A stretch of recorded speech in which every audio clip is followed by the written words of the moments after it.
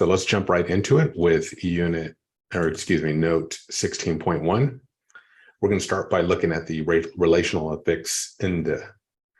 It's a form that's prefixed to the short imperfective form, and it's used with a verb. And it translates to English roughly as to do something, to bring, or to do the action of the verb. So to bring, to go, what have you. It indicates the actor of the verb. So to look at that example down below on that page, which is page 208, inditmata ifalagalo, I want you to come. That's the English, that'd be the correct translation. The literal translation would be, I want that, I want that you come. And so in that sense, it's similar to the prefix le, which we saw from unit 13, but it has a different usage in that le points to the subject of the sentence. So whereas inde points to a different actor of someone else other than the subject of the sentence. And they give a good example in this paragraph that to draw the distinction. In the first sentence, they give you here, Fluently, he came to look for the book, but more specifically, he came that he look for the book. The subject of the verb he is also the subject of lifalag. And then, as opposed to Musafun indifalag nagarain, he again is the subject of the verb, or excuse me, the subject of the sentence, and the subject of the verb nagarin, but the subject of indifalag is I, or me. He is telling me, he told me that I look for the book.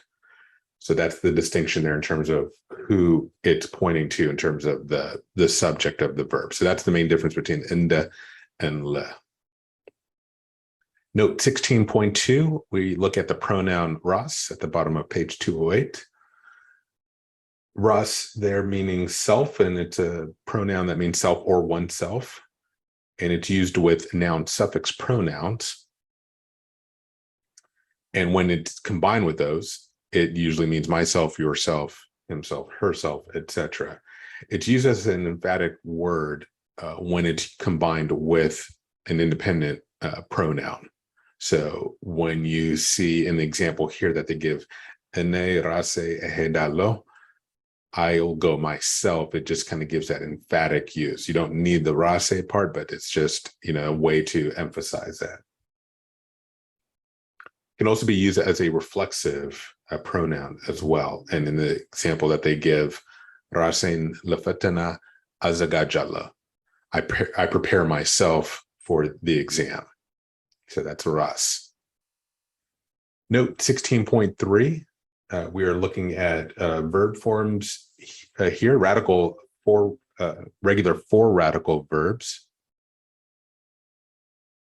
And here, the main thing to look at is simply the vowel distribution here between the infinitive, the imperfective, and the perfective in the table that you see at the bottom of page 209. There's not really much to share here except just take a look at that and get familiar with how the vowel distributions change between those forms, and study that, because you'll see that in following units how that looks in different forms. So that's really it for that section.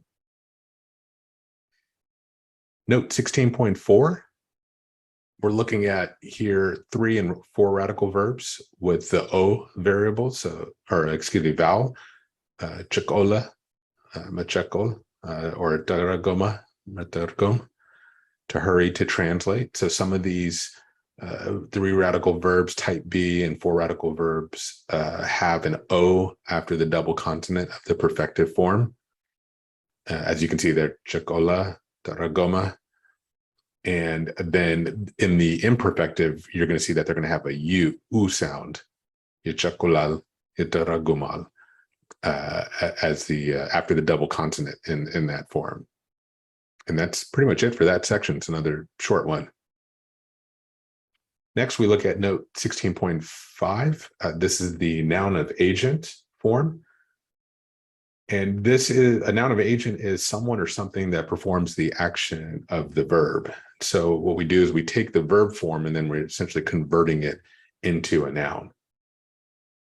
In the English, we see that we do this with the ER or OR endings, like a teacher, a writer. We take that verb teach, write, and then we turn it into a noun, and it indicates someone who does that action. And in Amharic, it's done the same way by dropping the last vowel there, that suffix, and turning it into an E. And that's from the past stem of the verb. So if you look at the bottom of page 210, you have the verb tamara, which is he learned, and that turns into tamari, which is a student, one who learns. The same thing with astamara becomes astamari, asjagara, he caused difficulties, asjagari, difficult. So verb on the right, noun on the left. Something to keep in mind is that if the last radical is one of the special 8 dental or alveolar consonants, then that gets converted in a different way.